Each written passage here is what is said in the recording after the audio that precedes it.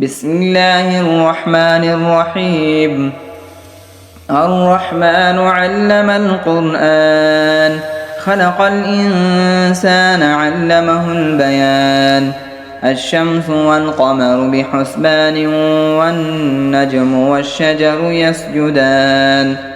والسماء رفعها ووضع الميزان، ألا تطغوا في الميزان. وأقيموا الوزن بالقسط ولا تخسروا الميزان. والأرض وضعها للأنام، فيها فاكهة والنخل ذات الأكمام، والحب ذو العصف والريحان. فبأي آلاء ربكما تكذبان؟ خلق الإنسان من صلصال كالفخار، وخلق الجان من مارج من نار. فبأي آلاء ربكما تكذبان؟ رب المشرقين ورب المغربين، فبأي آلاء ربكما تكذبان؟ مرج البحرين يلتقيان، بينهما برزخ لا يبغيان. فبأي آلاء ربكما تكذبان؟ يخرج منهما اللؤلؤ والمرجان. فبأي آلاء ربكما تكذبان؟ وله الجوار المنشآت في البحر كالأعلام. فبأي آلاء ربكما تكذبان؟ كل من عليها فان، ويبقى وجه ربك ذو الجلال والإكرام.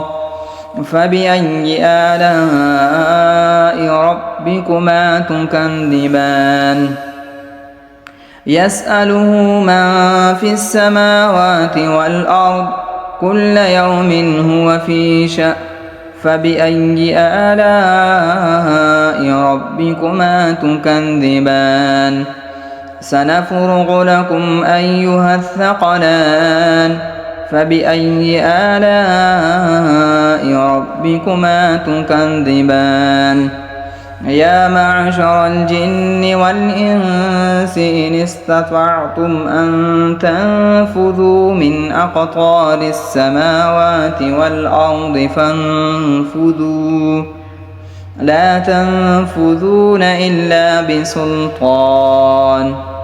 فبأي آلاء ربكما تكذبان؟ يرسل عليكما شواظ من نار ونحاس فلا تنتصران. فبأي آلاء ربكما تكذبان؟ يا معشر الجن، فإذا انشقت السماء فكانت وردة كالدهان. فبأي آلاء ربكما تكذبان؟ فيومئذ لا يسأل عن ذنبه إنس ولا جان. فبأي آلاء ربكما تكذبان؟ يعرف المجرمون بسيماهم فيؤخذ بالنواصي والأقدام. فبأي آلاء ربكما تكذبان؟ هذه جهنم التي يكذب بها المجرمون، يطوفون بينها وبين حميم آن. فبأي آلاء ربكما تكذبان؟ ولمن خاف مقام ربه جنتان. فبأي آلاء ربكما تكذبان ذواتا أفنان فبأي آلاء ربكما تكذبان فيهما عينان تجريان فبأي آلاء ربكما تكذبان فيهما من كل فاكهة زوجان فبأي آلاء ربكما تكذبان متكئين على فرش بطائنها من استبرق وجنى الجنتين دان فبأي آلاء ربكما تكذبان فيهن قاصرات الطرف لم يطمثهن إنس قبلهم ولا جان فبأي آلاء ربكما تكذبان كأنهن الياقوت والمرجان فبأي آلاء ربكما تكذبان هل جزاء الإحسان إلا الإحسان فبأي آلاء ربكما تكذبان ومن دونهما جنتان فبأي آلاء ربكما تكذبان مدهامتان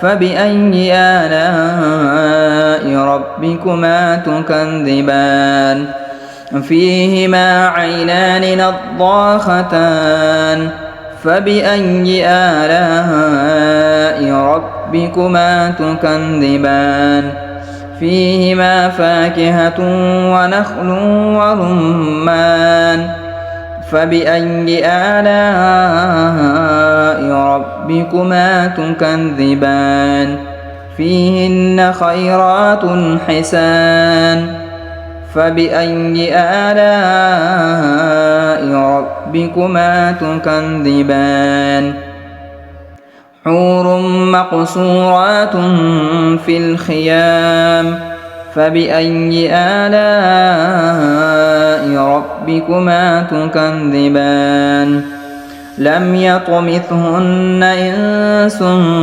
قبلهم ولا جان فبأي آلاء ربكما تكذبان متكئين على رفرف خضر وعبقري حسان فبأي آلاء ربكما تكذبان تبارك اسم ربك ذي الجلال والإكرام